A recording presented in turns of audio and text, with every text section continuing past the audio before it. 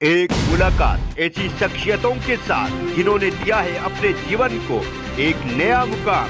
रूबरू कराएंगे ऐसी कुछ हस्तियों के साथ एक खास शख्सियत के साथ मुलाकात जयदेव पटेल के साथ नंबर 1 इंडिया न्यूज पर। नमस्कार व्यूअर्स, मैं जयदेव पटेल और आप देख रहे हैं नंबर 1 इंडिया न्यूज। आपका एक बार फिर स्वागत है एक खास शख्सियत के साथ मुलाकात प्रोग्राम में। आज हमारे साथ खास मेहमान है दिल्ली सफदरजंग अस्पताल के medical director doctor B L Sherwal. Doctor B L Sherwal, आपका बहुत बहुत स्वागत आज के हमारे प्रोग्राम में। धन्यवाद। डॉक्टर बी एल शेरवाल जी, आपसे मेरा पहला सवाल है कि दिवाली को लेकर किस तरह की खास तैयारियां हैं, वो भी खास तौर पर बर्न वार्ड में।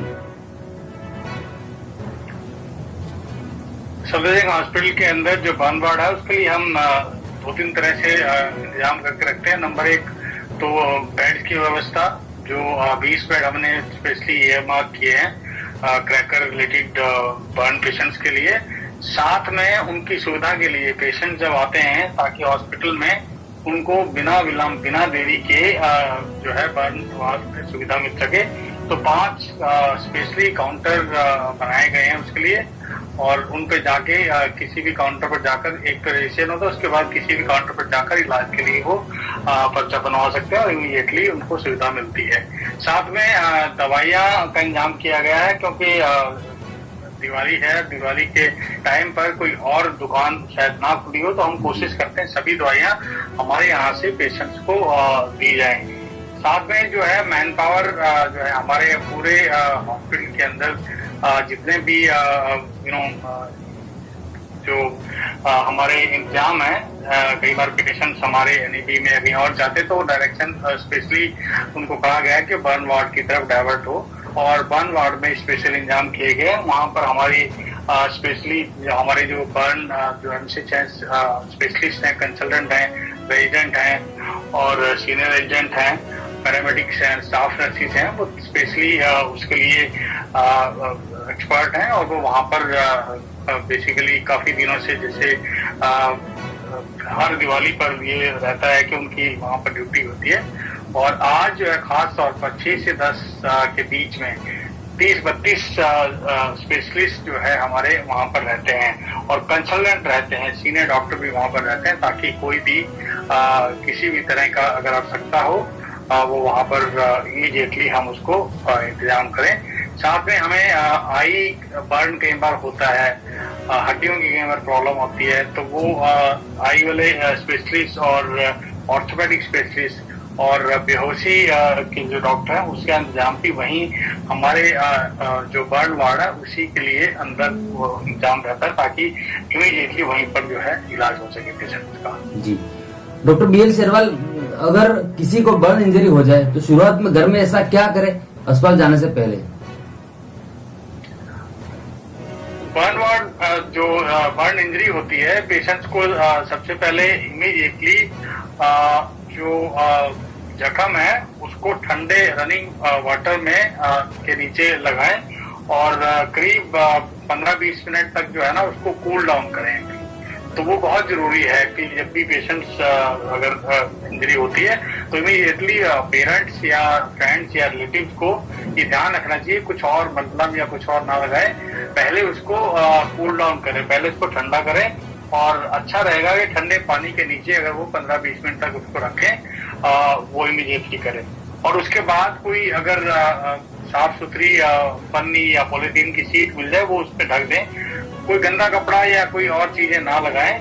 और उसके बाद इमीडिएटली नियर बाई हॉस्पिटल में, अगर दिल्ली में अगर हैं तो बहुत सारे हॉस्पिटल हैं, लेकिन अगर हमारे सफदरजंग हॉस्पिटल तो 24/7 हम अवेलेबल है, तो वहाँ पर जितनी जल्दी हो सकता है वो पेशेंट्स को वहाँ पर पहुँचाएं। जी डॉक्टर बी एल शेरवाल, के फेस्टिवल पर अक्सर हम देखते हैं कि लोग बर्न इंजरी होने पर अपने स्तर पर ही पानी का, बर्फ का या फिर कोलगेट, अलग अलग तरीके के जो प्रोडक्ट होते हैं उनका खुद इजाद करते हैं, तो ऐसे में इसका क्या साइड इफेक्ट होता है?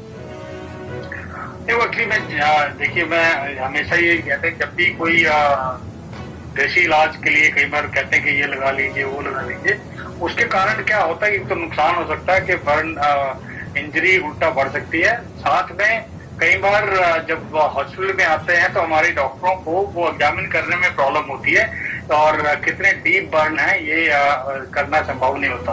तो इसलिए जो है ना उसको बेसिकली ये रहता है कि जब भी कोई बर्न होता है तो हम कहते हैं कि वो इंटैक्ट वटएवर जो उनका रह गया जो स्किन है या स्किन का पार्ट है, हम उसके साथ उसको एक ड्रेसिंग का काम करते हैं। अगर उसके बाद पहले उन्होंने कुछ लगाया उसके ऊपर, खासतौर पे कोलगेट या कोई इस तरह की सामग्री, तो वो उसको हटाने के लिए बड़ी प्रॉब्लम होती है और वो फिर जो उसकी प्रोटेक्टिव लेयर है वो हट जाती है। तो इसलिए कोशिश ये रहनी चाहिए कि वो ठंडे पानी के अंदर कूल डाउन करें, कोई और चीज ना लगाएं और स्वयं जो है वो अस्पताल की सेवाएं ले और इमीडिएटली वहां पहुंचे। साथ में आजकल अगर देखा जाता है कि जैसे अभी दिल्ली में तो क्रैकर बैन है, लेकिन साथ में मैंने देखा कि लास्ट ईयर भी ये चीज नोटिस की थी कि जो दिए हम जलाते हैं आज की डेट में, वो दिए से भी बर्न काफी संख्या में आते हैं। तो उसके लिए भी मेरी सभी जनमानस से ये रिक्वेस्ट है कि वो दिए बड़े ध्यान से जलाएं और ऐसी जगह पे जलाएं ताकि कोई उससे आग की चपेट में ना आए। और साथ में हम नए नए परिधान पहनते हैं और खास तौर पर सिल्क के कपड़े पहनते तो वो ना पहने, लूज कपड़े वो उसको संभाल के रखें और पर्दों के नीचे मोमबत्ती या दिया ना जलाएं। खास तौर पर साड़ी का पल्लू लेडीज जो है हमारी बहनें हैं वो ध्यान से रखें, संभाल के रखें, तो ताकि इस तरह के जो चीजें हैं वो उनसे बचा जा सके। जी डॉक्टर BL सहगल, आपसे मेरा क्लोजिंग क्वेश्चन है कि बीते कुछ सालों की अगर हम बात करें तो दिवाली के दिन बर्न इंजरी केसेस लगभग नंबर ऑफ केसेस कितने आए हैं? Last year number of cases हमारे पास कोई 87 केसेस आए थे, जिसमें 20-22 केसेस दिए से थे, बाकी क्रैकर के थे। ये इसलिए था क्योंकि पिछले साल कोविड के कारण दिवाली काफी कम लोगों ने मनाई थी, तो मतलब कहूँगा, और उससे पहले कोई 50 से 55 केसेस आए थे। लेकिन 2019 में अगर देखा जाए तो कोई 187 केसेस रिपोर्ट किए थे।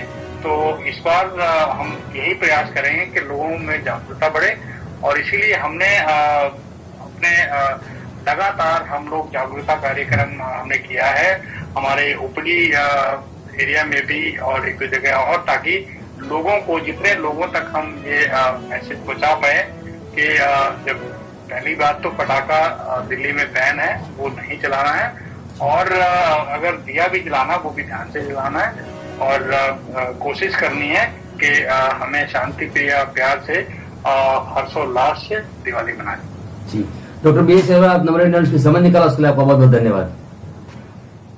Thank you.